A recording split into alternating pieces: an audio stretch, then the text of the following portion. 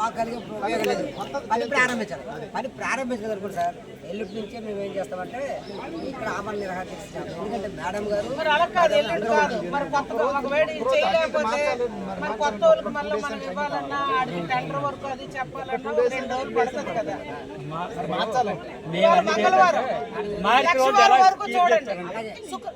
లక్షవారం వరకు చూద్దాం, శుక్రవారం నిర్ణయం తీసుకుంటారు. అందుకే శుక్రవారం వరకు టైం అడిగారు. మీరు ఎన్ని రోజులు టైం అయితే అన్ని రోజులు అడుగుతాను. మా పాయింట్ ఏంటంటే మార్క్ రోడ్ ఎన్ని రోజులు క్రియేట్ చేశారండి, ఎందుకంటే తప్పదు అది మేము చెప్తాను. అధికారులు లేదు నేను కాదండి, ఆ భరోసా ఇచ్చారు అడగండి. ఇంకో రేపు చేసేస్తాం, రేపు చేసేస్తాం. అయిపోయింది కదా. నువ్వు డాన్స్ మాత్రం ఏకిందులో హరికథలు మాత్రం చెప్పకు. చేస్తాను అంటే ముందుకు రా, లేకపోతే మేము ఈ కాంట్రాక్ట్ వేరే రోడ్డుకి ఇచ్చుకుంటాం. కాదు, ఏది వాస్తవం చెప్పు. బండి రేపు పెడతాను అని అంటే రేపటి వరకు టైం అడిగా మన సోదరి మనల్ని నేను రిక్వెస్ట్ చేస్తాను. నువ్వు హరికథలు చెప్పి వాళ్ళతో 2 వారాలు అన్నావట.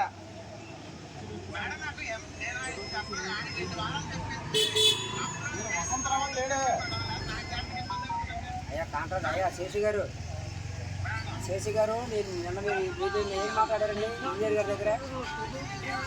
మీరు 10 రోజులు అంటే 10 రోజులు సరిపోతే 2 వారాలు పడుతుందని మీరే చెప్పారు. మళ్ళీ ఇప్పుడు అబద్ధాలు ఎందుకు చెప్తారు? వాస్తవాలు చెప్పండి. ఏమంటే మీరు తీసుకున్న నిర్ణయాల వల్ల ఏదో పడితే ఏంటంటే మీరు అంత బాధ అనిపిస్తే మానేయండి. కాంట్రాక్ట్ ఇంకెవరికి ఇస్తారు? ఆ మాట అనకూడదు తమ్ముడు. ఏదో పడ్డమేంటండి, ఊరకం చేయట్లేదు మీరు. తమ్ముడు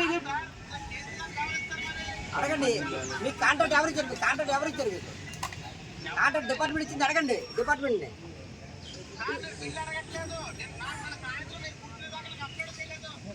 నేడు శృంగవరపుకోట ఎంపీడీఓ కార్యాలయం వద్ద సిపిఎం పార్టీ ఆధ్వర్యంలో రేగపుణ్యగిరి ఆదివాసులు 2 రోజులుగా తమ సమస్య పరిష్కరించండి మహాప్రభు అని చెప్పి ఇప్పుడే కాదు 2005 నుంచి దీనిపైన అధికార దృష్టిలో పెట్టడం జరిగింది. మరి భారతదేశంలో స్వతంత్రం వచ్చి 78 ఏళ్ళు కావస్తున్నా ఈరోజు మనిషి అంతరిక్షంలోకి వెళ్ళడానికి మార్గం ఉంది. కానీ ఎస్కోటకి కూతవేటు దూరంలో ఉన్నటువంటి రేగపుణ్యగిరి గిరిజన గ్రామానికి హాస్పిటల్కి రావాలన్నా ఇతర అవసరాల కోసం రావాలన్నా డోలీ మూతలే తప్ప మరో వేరే గతి లేదు, గత్యంతరం లేదు. మరి పాలకులకేమో ఆ ఆదివాసీ బిడ్డల యొక్క ఓట్లు కావాల్సిన అవసరం ఉంది తప్ప అక్కడ మౌలిక సౌకర్యం కల్పించాలనే ఇంకిత జ్ఞానం బాధ్యత కానీ పాలక ప్రభుత్వం లేదు. ప్రభుత్వాలు అనేక ప్రభుత్వాలు మారాయి. 78 ఏళ్లలో అనేక ప్రభుత్వాలు మారాయి, ప్రజాప్రతినిధులు మారారు. కానీ ఈయన బతుకులో మాత్రం మార్పు అనేది లేదు, క్లియర్ కనబడుతుంది. కానీ కూటమి ప్రభుత్వం మొత్తానికి ఈరోజు రోడ్ శాంక్షన్ చేశారు 4 కోట్లతో 3.5 కిలోమీటర్లు. కానీ ఆ రోడ్డు పనులు మాత్రం నత్తనడకగానే సాగుతున్నాయి. కాంట్రాక్టర్ ఏమో ఆయన దగ్గర పనిచేసే యంత్రాలు సరైనవి లేవని, నాకు బిల్లు కాలేదని చెప్పి ఇప్పటి వరకు ఆయన ఇలా తాత్సారం చేస్తూ వస్తే నిన్న ఈరోజు ఇక్కడ కూర్చున్న తర్వాత ఏవైతే బిల్లు కాలేదన్నారో అవన్నీ కూడా ఇప్పుడు ఆ వర్కులన్నీ కూడా ఆన్లైన్లో పెట్టారు. బిల్లు పడే పరిస్థితి అధికారులు తీసుకురావడం జరిగింది.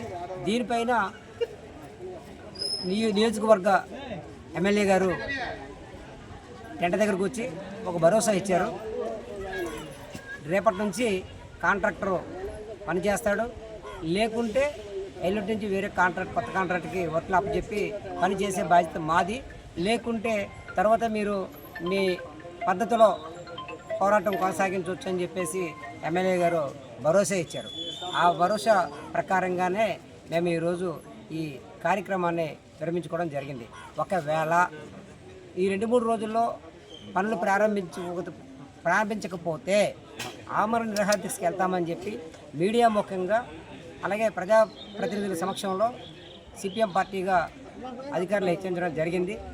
అందుకని ఆ పరిస్థితి తెచ్చుకోకుండా వెంటనే అధికారులు ఏదైతే ఇప్పుడు వచ్చి హామీలు ఇచ్చారో ఆ హామీలను కొనసాగించడానికి ప్రయత్నం చేస్తే ఇది అందరికీ మంచిదని చెప్పి, లేకుంటే మేము ఆమరణ నిరాహార దీక్షకు వెళ్తామని చెప్పి ఇందు మూలంగా తెలియజేస్తున్నాం. అందరికీ నమస్కారాలు.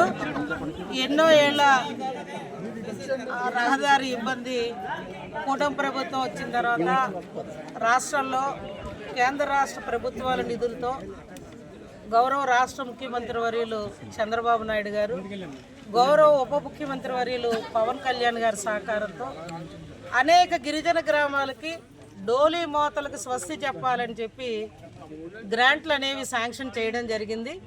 కొన్ని అయితే నామ్స్ బట్టి సెంట్రల్ ఫండ్స్ నుంచి రాష్ట్ర వ్యాప్తంగా గిరిజన గ్రామాల్లో రోడ్లకి, కొన్ని ఎన్ఆర్ఈజీఎస్లో శాంక్షన్స్ ఇవ్వడం జరిగింది. మరి ఎస్కోట్ నియోజకవర్గంలో నా పరిధిలో కొన్ని సెంట్రల్ ఫండ్స్ నుంచి కొన్ని రోడ్లు ఇవ్వగలిగాను. కొన్ని స్టేట్ గవర్నమెంట్ ఎన్ఆర్ఈజీఎస్ నుంచి రేగపుణ్యగిరి గ్రామానికి సుమారు 5 కోట్ల రూపాయలు, 4 కోట్ల రూపాయలు మన కలెక్టర్ గారు, ఆనాటి కలెక్టర్ గారు మేము అనుకొని ఇక్కడ శాంక్షన్ ఇవ్వడం జరిగింది. మరి హిల్ ఏరియాలో ఉన్న కారణంగా మరి ఆ కాంట్రాక్టర్ చిన్న నత్తనడకన పనులు జరగడం వల్ల ఇవాళ మా వాళ్ళంతా కూడా మా సిపిఎం సోదరులు సహకారంతో ఇవాళ ఎండి ఆఫీస్ ముందు శాంతియుత నిరసన అనేది తెలియజేయాలని చెప్పి మరి ఈ విధంగా మరి చిన్న బిడ్డలు కూడా చంకన పెట్టుకొని డోలీ మోతలకు మాకు స్వస్తి చెప్పండి, ప్రభుత్వం గ్రాంట్ ఇచ్చిన ఈ కాంట్రాక్టర్ నిర్లక్ష్యం వల్ల మరి ఇవాళ మేము చేయలేకపోతున్నాం అని చెప్పి ఈ విధంగా రోడ్ లేదు అని చెప్పి రావడం జరిగింది.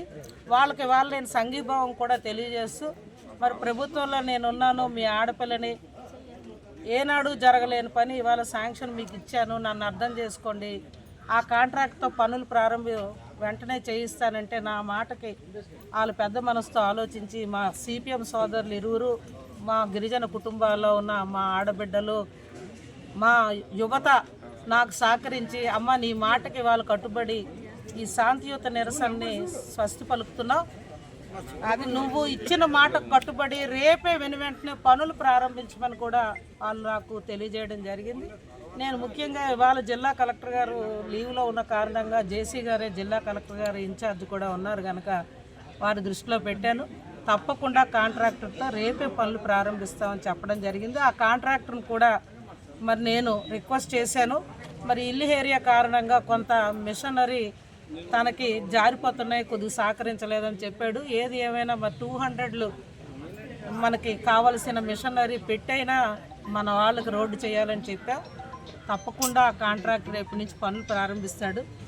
లేని పక్షంలో ఈ కాంట్రాక్టర్ ఏమైనా అశ్రద్ధ చేస్తే ఇది క్యాన్సిల్ చేసి వేరే కాంట్రాక్టర్ పెట్టైనా రోడ్డు పూర్తి చేస్తామని నేను ఈ సభాముఖంగా మా సోదరులు సోదరిమణులకి అందరికీ కూటమి ప్రభుత్వం తరఫున నేను మాట ఇస్తూ నాకు సహకరించమని ముఖ్యంగా మా వాళ్ళందరినీ ఈ ఎండాకాలం ఎవరికి ఏం జరిగినా ఆ కుటుంబాలకి మరి నేను మళ్ళా వాళ్ళకి తీసుకొచ్చి అప్పచెప్పలేని మానవ జీవితాలు కనుక దయించి అందరూ సహకరించమని మన వాళ్ళందరినీ పెద్ద మనసుతో ఈ లలితమ్మని నడిపించమని రిక్వెస్ట్ చేస్తూ అందరికీ నా నమస్కారాలు తెలియజేస్తూ సెలవు తీసుకుంటాను. సోదరులంతా కోరేది ఒకటే సార్, ఆ కాంట్రాక్టర్ మనకి ఇలాగే 4-5 సార్లు నమ్మబలికి పని ప్రారంభించలేదు. కాకపోతే మనకి పాలసీ మ్యాటర్లో సెంట్రల్ ఇంకా ఫండ్స్ రావాలి, స్టేట్ ఇంకా బిల్స్ రిలీజ్ చేయాలి, కాదని లేదు. నిన్న వర్క్ కూడా అప్లోడ్ అయిపోయింది. నిన్న మనకి మాన్యువల్ డేట్స్ కూడా క్లియరెన్స్ వచ్చింది. ఆ కాంట్రాక్టర్ ఏమంటాడంటే ఇంకా రేపు తెస్తాను అంటాడు సార్. మాకు ఆనుకోని గాజువాక్ ఉంది, బోల్డ్ అని బళ్ళు ఉంటాయి. ఇప్పుడు ఆ కాంట్రాక్టర్ని మనకు పని ప్రారంభిస్తే వీళ్ళు మన వాళ్ళు సహకరిస్తామని నాకు చెప్తున్నారు సార్.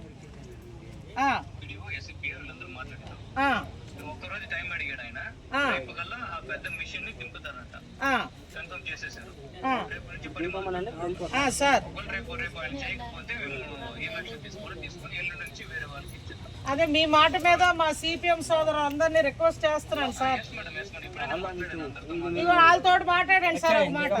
సార్ జేసీ గారు, సార్ జేసీ గారు ఇక వాళ్ళతో ఒక మాట చెప్పండి సార్, మాట్లాడండి. అవునా సార్? ఇక రమణని మన కుర్రోడ్తో మాట్లాడండి సార్, సిపిఎం మా సోదరుడు. సార్ నమస్తే. ప్రారంభించే మీరు వేరే కాంట్రాక్ట్కి ఇచ్చి వర్క్ చేస్తామని మీరు హామీ ఇచ్చారు. ఒకవేళ ఈ హామీ కాకపోతే మాత్రం మేము ఆమరణ నిరాదీస్తాం సార్.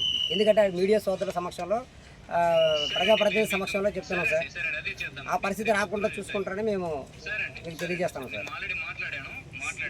సార్ జేసీ గారు దీని మీద కొద్దిగా సీరియస్గానే వాళ్ళ మీద మీరు యాక్షన్ తీసుకోండి సార్. నేను మా గిరిజన సోదరి మళ్ళీ నా రిక్వెస్ట్ సార్, వాళ్ళకి డోలీ మూతలు కష్టాలు తీరాలని నేను శాంక్షన్ ఇప్పించిన గ్రాంట్ ఇది,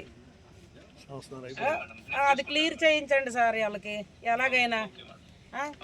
అయితే మీ మాట మీద నా మీద అభిమానంతో ఇది క్లోజ్ చేస్తున్నారు వాళ్ళు ఈ ఇష్యూని. అంటే ఎండలు కాదు సార్, చిన్న పిల్లలు కూడా పాపం ఎత్తుకొని వచ్చేసారు, పాలు తాగి పిల్లల్ని కూడా టెంట్లో ఎండలో. వాళ్ళు మన మన మాట మీద నమ్మకంతో ఇది ఇష్యూ క్లోజ్ చేసేస్తున్నారు ఇవాళ. రైట్ సార్, మరి మీ భరోసాతో నేను వాళ్ళకి మాట ఇస్తున్నాను, ఎక్కడ నాకు తేడా రాకూడదు. రైట్ సార్, అయితే రైట్ సార్, నమస్తే అండి, నమస్తే. ఇంకా అప్లోడ్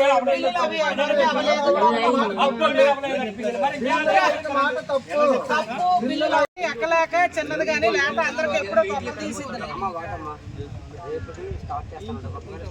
స్టార్ట్ చేస్తాడని చెప్పాను కదా, నేను నీకు భరోసా ఇస్తాను. దగ్గరున్న డిపార్ట్మెంట్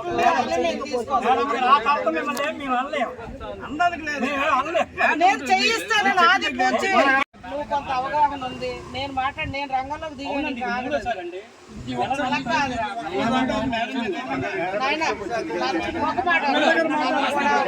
మనం కూడా అర్థం చేసుకోవాలి, కాదనలేదు. కానీ మీరు సహకరిస్తే చేస్తాడు. వర్క్ శాంక్షన్ అవడం వేరు, బిల్ అవడం వేరు. శాంక్షన్ అనేది నిన్న టెక్నికల్ గా నిన్న అయింది కాబట్టి అతనికి పర్మిషన్ వచ్చినట్టు. ఇప్పటి నుంచి అతను ఏది చేసినా అది ఆథరైజ్డ్ అవుతుంది, రికార్డింగ్ చేయడానికి